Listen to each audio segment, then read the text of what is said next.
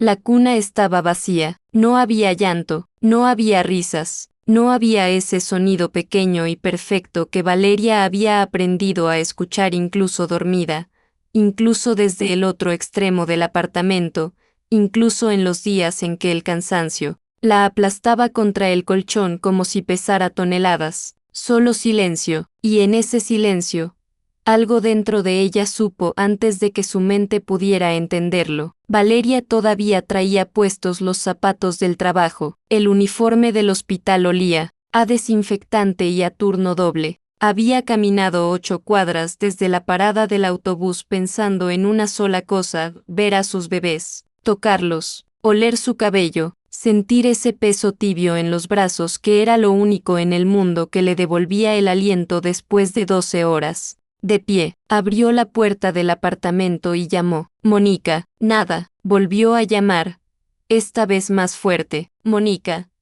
Ya llegué. El apartamento respondió con ese tipo de silencio que no es ausencia de sonido, sino presencia de algo que falta. Valeria lo sintió en el pecho antes de dar el primer paso hacia el pasillo. Caminó hacia el cuarto de los bebés. Empujó la puerta despacio, como si una parte de ella quisiera retrasar lo que estaba a punto de ver. Las 2 cunas estaban vacías. Las cobijas pequeñas seguían ahí, arrugadas con la forma exacta de sus cuerpos, como si Mateo y Lucía acabaran de estar ahí y el mundo hubiera decidido, en un segundo, borrarlos. El móvil de estrellas seguía girando, esa melodía mecánica, suave, absurda en medio de todo, llenando un cuarto que no tenía a nadie adentro. Valeria no gritó, no lloró, se quedó parada en el umbral de esa puerta con los brazos colgando a los lados, mirando las cunas vacías, y sintió algo que no tenía nombre todavía, algo frío que empezaba en el estómago y subía,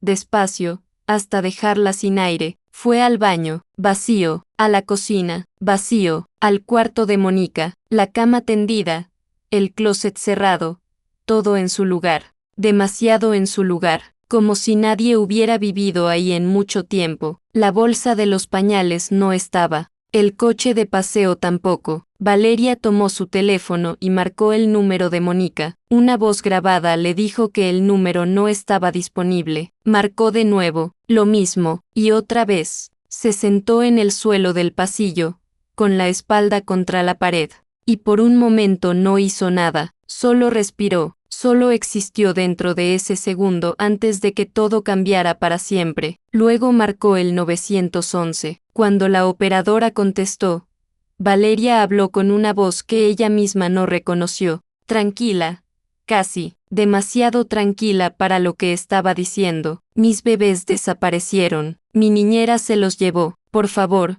necesito ayuda. Los siguientes 40 minutos fueron un sueño raro y acelerado. Llegaron 2 patrullas. Llegó un detective con una libreta y una expresión profesional que Valeria interpretó como indiferencia, aunque probablemente era entrenamiento. Llegó su mamá, Rosa, que alguien llamó sin que Valeria lo pidiera, y que al ver las cunas vacías se dobló sobre sí misma con un sonido que Valeria nunca había escuchado salir de un ser humano. Las preguntas llegaron una tras otra, suaves, pero directas. ¿Cuánto tiempo lleva trabajando con usted? Si hubo algún conflicto reciente, si le debía dinero, si ella tenía familia en otra ciudad, si había dado señales de algo inusual. Valeria respondió todo. 8 meses. No. Ningún conflicto. Siempre pagada a tiempo. Siempre puntual. Tiene una hija adulta que vive en el norte. No.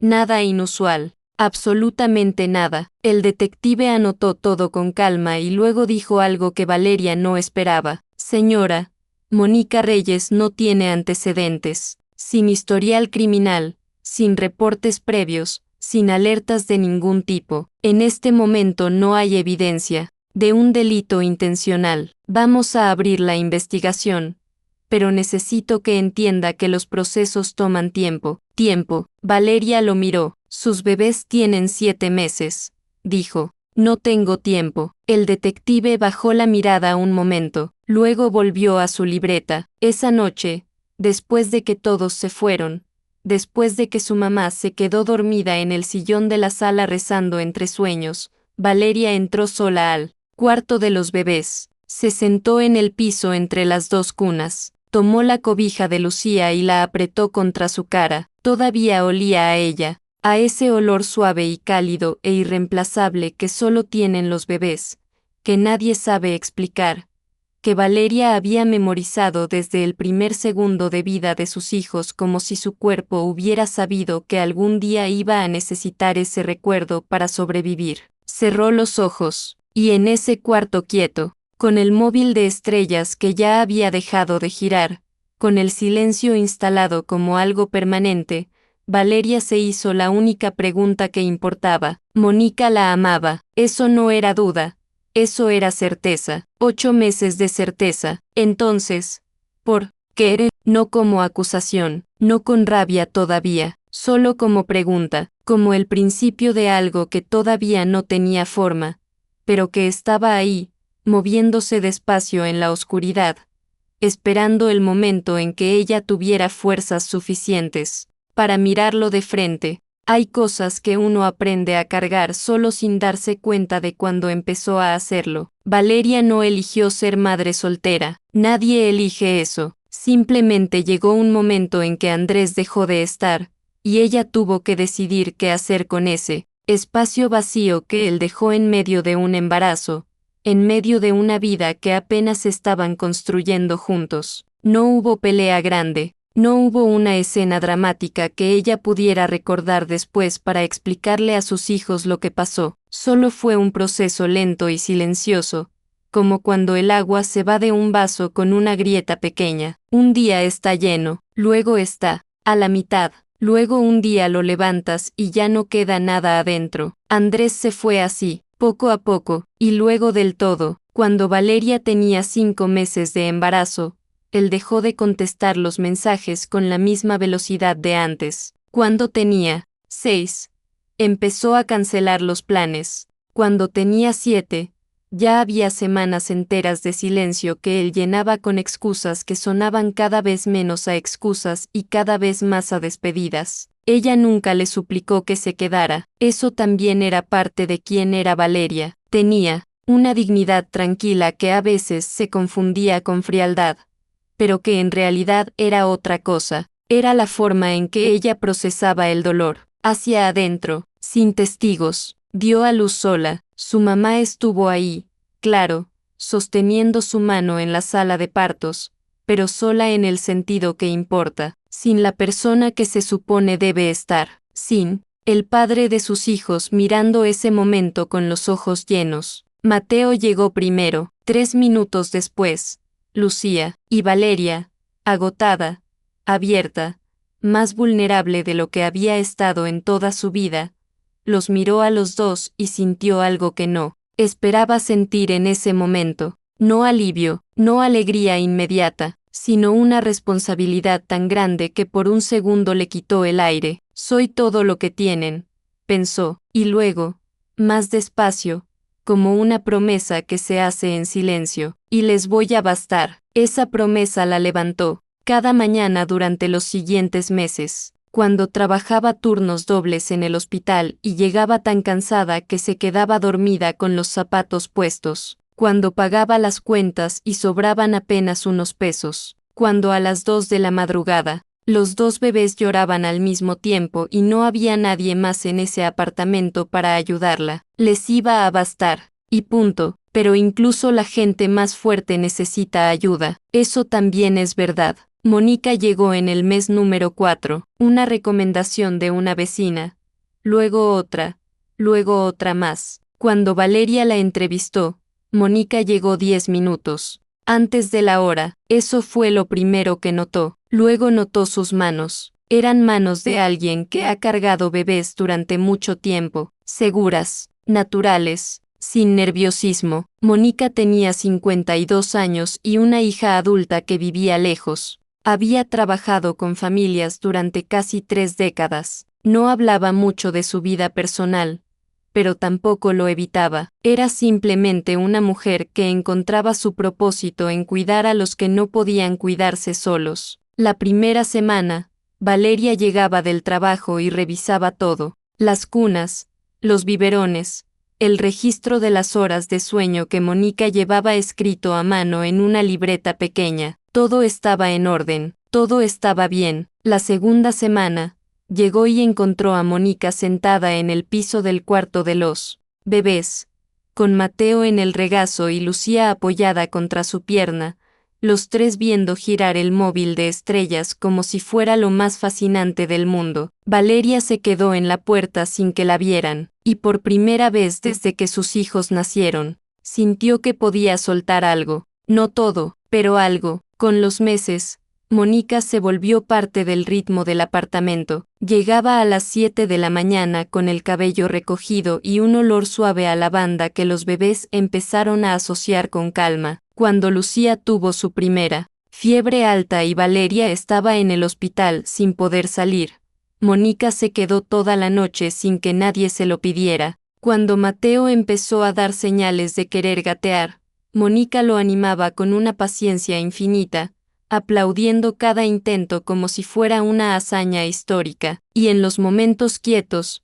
cuando los bebés dormían y Valeria llegaba exhausta, Mónica a veces le preparaba un té y se sentaba con ella en la cocina. No hablaban de cosas grandes, hablaban de los bebés, del trabajo, de pequeñeces. Pero había algo en esa compañía que Valeria no había tenido en mucho tiempo, alguien que simplemente estaba. Un día, sin venir al caso, Mónica la miró y le dijo algo que Valeria guardó sin saber por qué. Eres mejor mamá de lo que crees, mija, mucho mejor. Valeria no supo qué responder, solo sonrió y miró su taza. Eso fue hace 3 meses. Ahora estaba sentada en el piso de ese mismo cuarto, con las cunas vacías alrededor, tratando de entender cómo la misma mujer que le dijo esas palabras podía haber desaparecido con sus hijos, sin dejar una sola nota, sin una llamada, sin una explicación. Los investigadores decían que no había perfil criminal, que no había señales de alarma, que Mónica Reyes,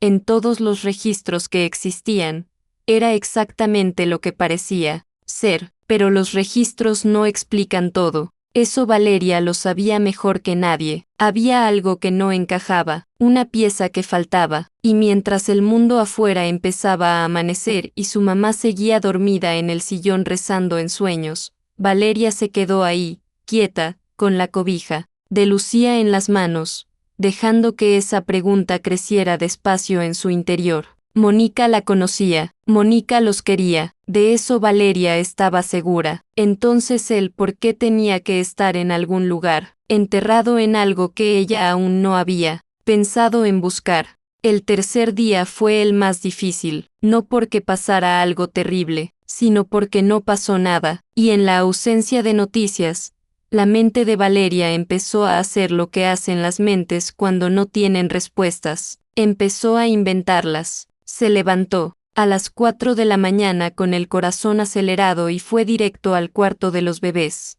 como si durante la noche algo hubiera cambiado, como si el solo hecho de desear con suficiente fuerza pudiera hacer que Mateo y Lucía aparecieran de nuevo en sus cunas, dormidos, ajenos a todo. Las cunas seguían vacías. Valeria se quedó parada, en la oscuridad un momento largo, luego fue a la cocina, prendió la luz, y empezó a hacer algo que nadie le había pedido que hiciera. Empezó a buscarlos ella misma. Tomó su teléfono y escribió el primer mensaje a las 4:12 de la mañana, una foto de Mateo y Lucía, sus nombres, sus edades, la descripción de Mónica, un número de contacto, y una sola línea al final que decía lo que cualquier madre diría si le arrancaran lo más importante que tiene: por favor, ayúdenme a encontrarlos. Lord publicó en todos lados, en grupos de vecinos, en páginas de la ciudad, en redes sociales donde ella nunca había publicado nada personal en su vida, y luego se quedó mirando la pantalla,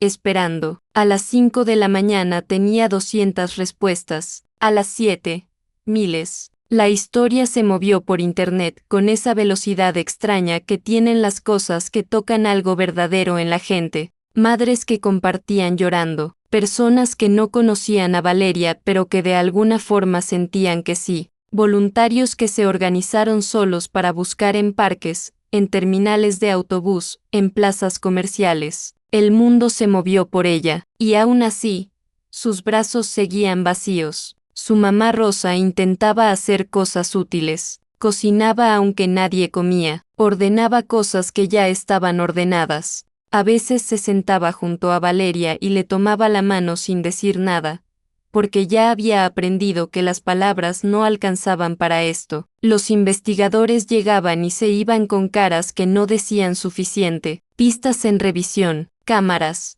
siendo analizadas, registros siendo consultados. Valeria escuchaba todo con esa calma tensa que se parece a la fortaleza pero que por dentro es otra cosa completamente. Es el estado en que entra el cuerpo cuando sabe que si se permite sentir todo al mismo tiempo, no va a poder seguir funcionando, y ella necesitaba seguir funcionando, por Mateo, por Lucía, entonces aguantaba, y por las noches, cuando ya no había nadie mirando, se permitía un momento, solo uno, se sentaba en el piso del cuarto de los bebés, cerraba los ojos, y dejaba que el dolor pasara por ella como una ola, rápido, controlado, luego respiraba, luego se levantaba, y volvía a buscar. Fue en el cuarto día cuando llegó la llamada que cambió el rumbo de todo. El teléfono sonó a media tarde, un número que Valeria no tenía guardado pero que reconoció de inmediato cuando escuchó la voz. Andrés, hola,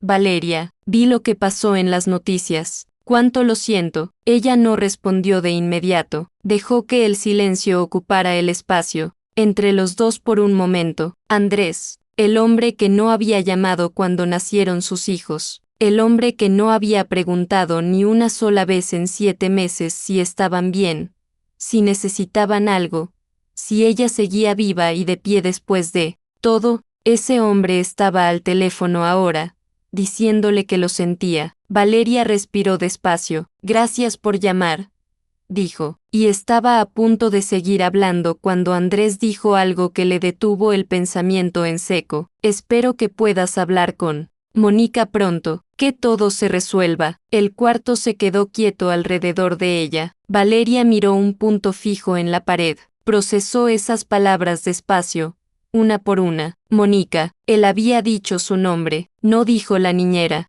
No dijo la mujer, dijo Mónica, con la naturalidad de alguien que usa un nombre que ya conoce, que ya ha dicho antes, que tiene guardado en algún lugar de la memoria. ¿Cómo sabes su nombre?, preguntó Valeria. Silencio del otro lado. Lo vi en las noticias, dijo él. Creo que lo mencionaron. Valeria no respondió, colgó. Se quedó parada en medio de la sala con el teléfono en la mano y algo moviéndose dentro de ella que no era miedo exactamente, era reconocimiento, era la sensación de que una pieza que no sabía que faltaba acababa de aparecer, y que su lugar en el rompecabezas era mucho más cerca del centro de todo que nadie había pensado. Revisó cada nota de prensa que había salido desde el primer día. Leyó cada artículo, vio cada video, en ninguno aparecía el nombre de Mónica. Esa noche, Valeria fue a buscar a Fernanda. La hija de Mónica vivía a 40 minutos en autobús. Valeria fue sola,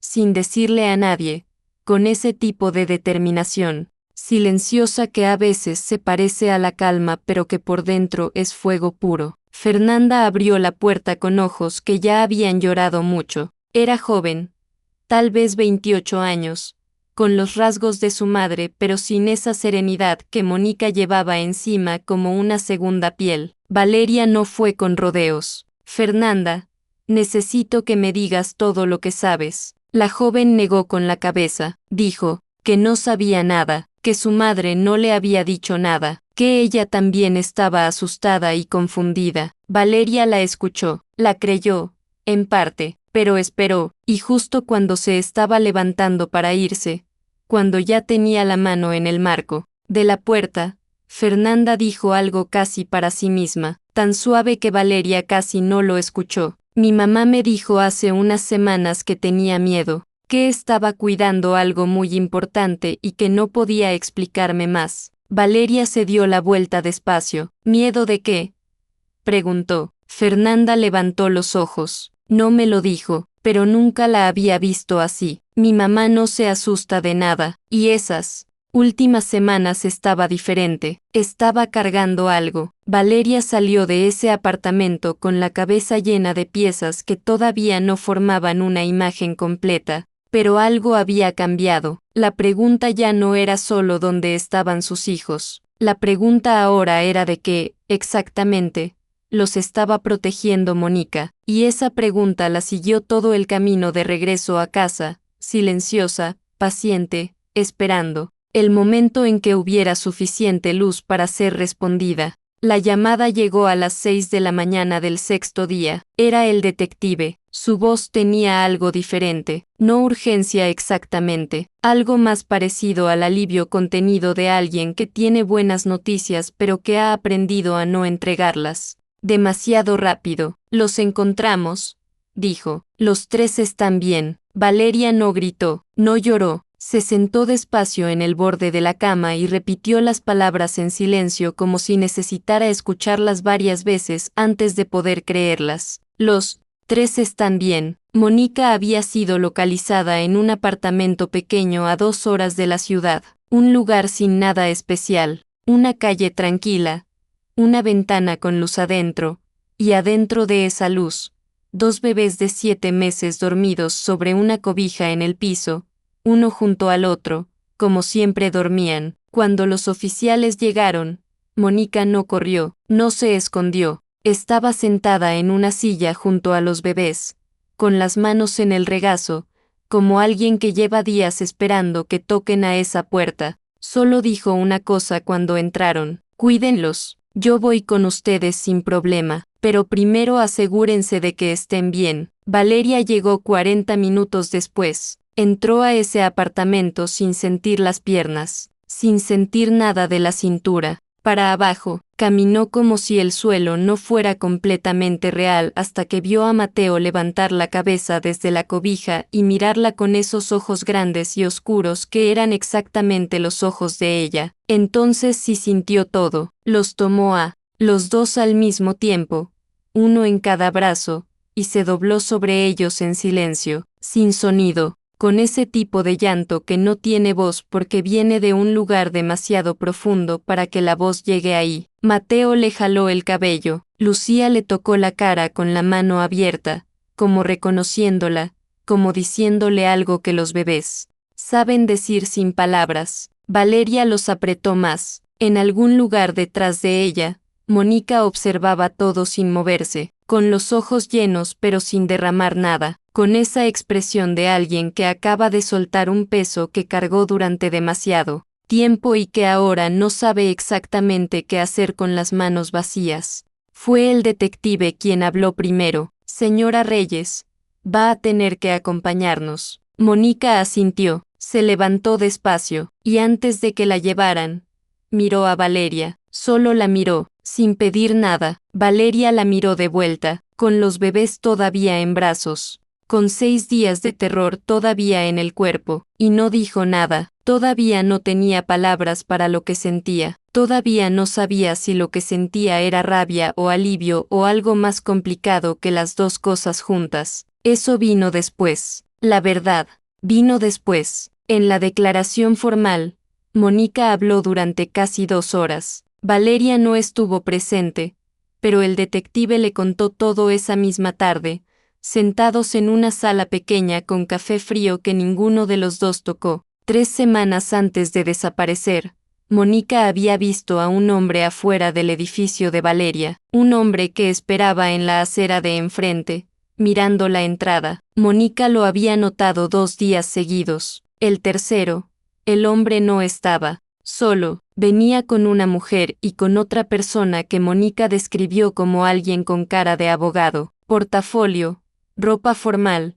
papeles en la mano. Mónica conocía esa imagen. Había trabajado con familias durante 30 años. Había visto ese tipo de visita antes. Era una notificación legal. Mónica no sabía los detalles exactos, pero sabía lo suficiente. Sabía que Andrés venía de una familia con dinero y con abogados que sabían usarlo. Sabía que Valeria trabajaba turnos dobles y llegaba a casa agotada y sola. Sabía que en ese tipo de peleas, la persona con más recursos casi siempre ganaba la primera ronda, y sabía que si esos papeles le llegaban a Valeria sin que ella tuviera tiempo de prepararse, sin un abogado de su lado, sin nada, las posibilidades de que le quitaran a sus hijos en los primeros movimientos legales eran reales. Entonces Mónica tomó una decisión que era ilegal, que era desesperada, que era el tipo de cosa que una persona hace cuando ha visto suficiente injusticia en su vida como para saber que a veces el sistema no protege a los que debería proteger.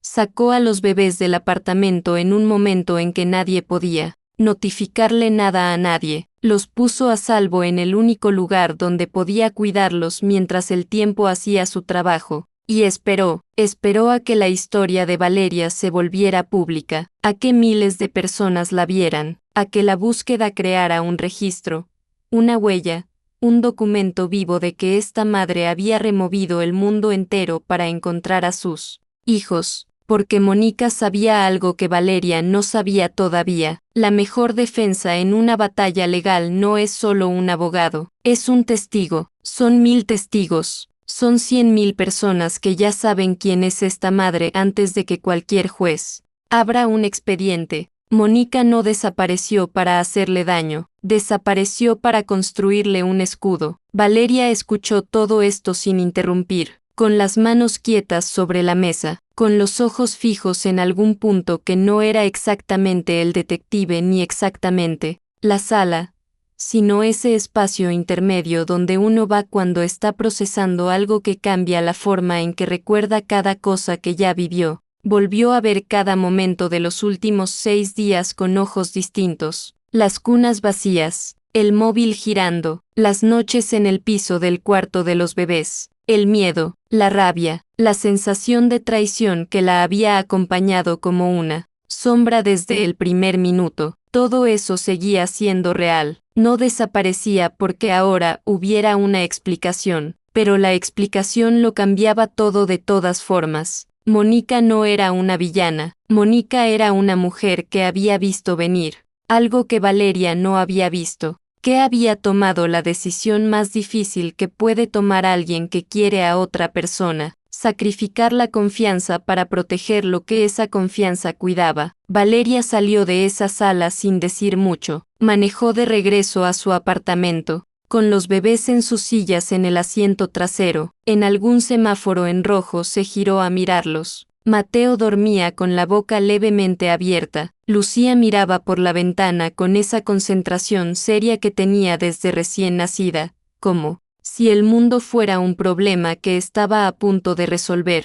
Valeria los miró un momento largo, luego miró hacia adelante, y por primera vez en 6 días, exhaló de verdad. No ese tipo de respiración funcional que había estado usando para seguir moviéndose, sino ese suspiro profundo que sale cuando el cuerpo finalmente recibe el permiso de soltar algo que llevaba demasiado tiempo cargando. Los bebés estaban en casa. La amenaza, sin embargo, no había desaparecido. Los papeles que Andrés quería entregar seguían existiendo en algún lugar. La batalla que Mónica había intentado retrasar estaba todavía por venir, pero algo había cambiado en Valeria durante esos 6 días que ella misma todavía no sabía nombrar completamente. Había descubierto que no estaba tan sola como creía, y eso, aunque todavía dolía, aunque todavía había preguntas sin responder y conversaciones pendientes y una mujer en una sala de detención que merecía más de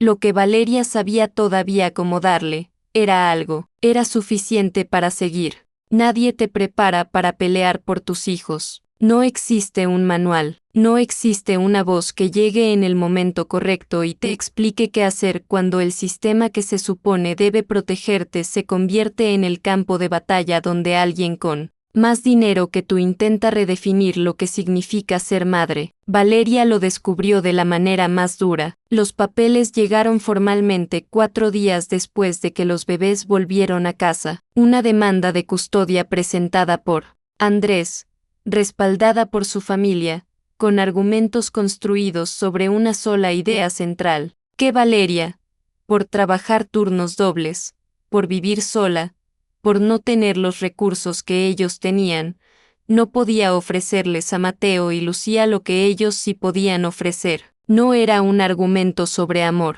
era un argumento sobre dinero, y eso, en cierta forma, era lo más doloroso de todo. Valeria leyó esos papeles sola en la cocina, tarde en la noche, con los bebés dormidos en el cuarto. Los leyó despacio, línea por línea, con esa concentración fría que uno desarrolla cuando no puede permitirse el lujo de derrumbarse todavía. Luego los dejó sobre la mesa, puso las manos planas sobre ellos, y se quedó quieta un momento. Bien, dijo en voz baja, sin que nadie la escuchara, solo para ella. Bien, lo que Mónica había hecho, aunque de una manera que nadie hubiera elegido, había funcionado en una forma que Valeria tardó varios días en entender completamente. La historia de los bebés desaparecidos había llegado a todas partes. Cientos de miles de personas conocían su nombre, su cara, su historia. Sabían que era una madre que había removido el mundo entero buscando a sus hijos, y entre esas personas había abogados. El primero en contactarla fue un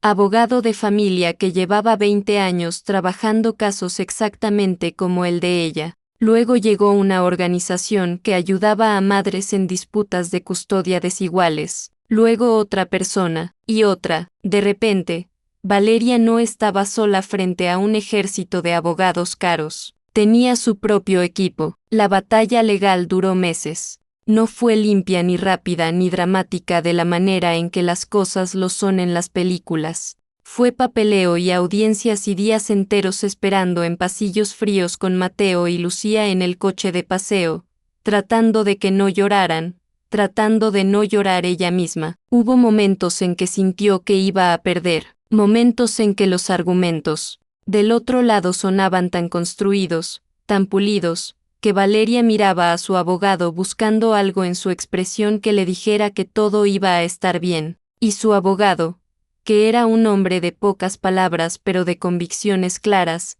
simplemente le decía lo mismo cada vez. Seguimos, continuamos, no paramos, y no pararon. Lo que finalmente inclinó la balanza no fue un argumento legal brillante, ni una prueba espectacular. Fue algo mucho más simple y mucho más poderoso al mismo tiempo. Fue la evidencia de quién era Valeria como madre. 7 meses de registros médicos perfectos. 7 meses de citas cumplidas, vacunas al día, controles de desarrollo sin una sola ausencia, testimonios de vecinos, de compañeros de trabajo, de su madre, y encima de todo eso, el rastro digital de 6 días en que una mujer sola, sin dormir, sin comer bien, sin rendirse ni un momento, había movilizado a medio país buscando a sus hijos. Eso no se fabrica, eso no se compra, eso es lo que es una madre. El juez desestimó la demanda de custodia en una audiencia que duró menos de lo que Valeria esperaba. Leyó su resolución con esa voz neutral que tienen los jueces, sin inflexión, sin drama,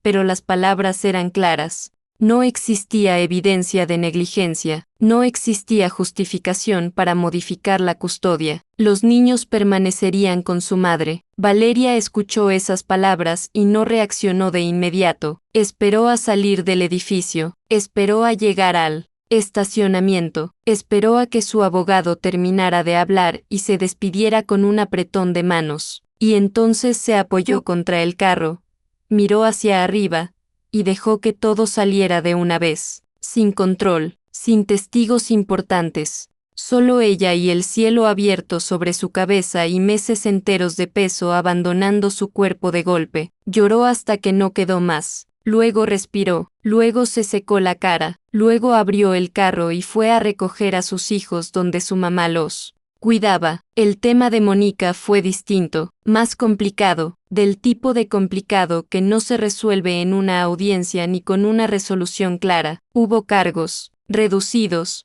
pero reales. Mónica los enfrentó con la misma serenidad con que había enfrentado todo, sin victimizarse, sin pedir lástima, reconociendo que lo que hizo estuvo mal en la forma, aunque ella creyera que estaba bien en el fondo. Valeria fue a testificar. Se sentó frente al juez y habló de Mónica con la verdad completa, no solo la verdad de los 6 días de terror, también la verdad de los 8 meses anteriores, las noches de fiebre, las libretas con los registros de sueño, las palabras en la cocina, el té, la lavanda, los aplausos cuando Mateo intentaba gatear. Dijo algo al final que le costó trabajo decir en voz alta, frente a todas esas personas, frente a Mónica que la escuchaba desde el otro lado de la sala. Esta mujer no me quitó a mis hijos, los guardó para mí, y yo todavía estoy aprendiendo cómo vivir con eso. Mónica bajó la mirada cuando Valeria terminó de hablar, solo por un segundo, luego la levantó de nuevo, y en sus ojos había algo que Valeria reconoció porque era lo mismo que ella sentía por dentro. No era alivio, no era gratitud,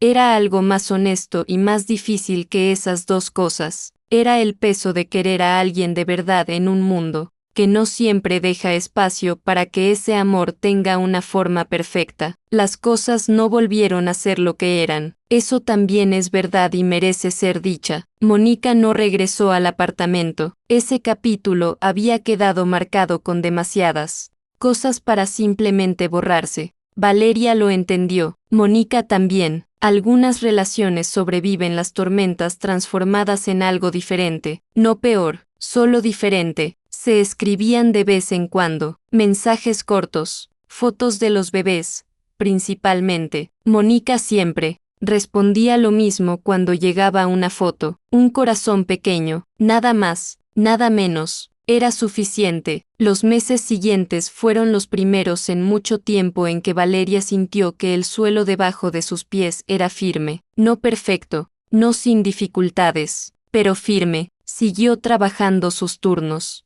Siguió llegando a casa cansada, siguió pagando las cuentas con lo justo, siguió siendo todo para dos personas pequeñas que no podían todavía entender la magnitud de lo que su madre había hecho por ellos. Pero algo había cambiado en ella que no tenía que ver con las circunstancias externas. Había aprendido que pedir ayuda no era debilidad, que dejarse ver vulnerable no significaba perder, que la gente que te quiere de verdad a veces toma decisiones que te rompen el corazón precisamente porque te quiere de verdad. Y había aprendido, sobre todo, que ella era más fuerte de lo que había creído ser cuando todo esto empezó. Un sábado por la mañana, meses después de que todo terminó, Valeria llevó a Mateo y Lucía a una clase de arte para bebés. Era algo pequeño, sin importancia en el gran esquema de las cosas. Pinturas de colores, papeles grandes en el piso, risa y caos y manchas por todos lados. Lucía se untó pintura azul en la mejilla y la miró a ella con una expresión de sorpresa total que hizo que Valeria se riera de una forma que no recordaba haber sentido en mucho tiempo. Desde el estómago, sin esfuerzo, limpia, Mateo,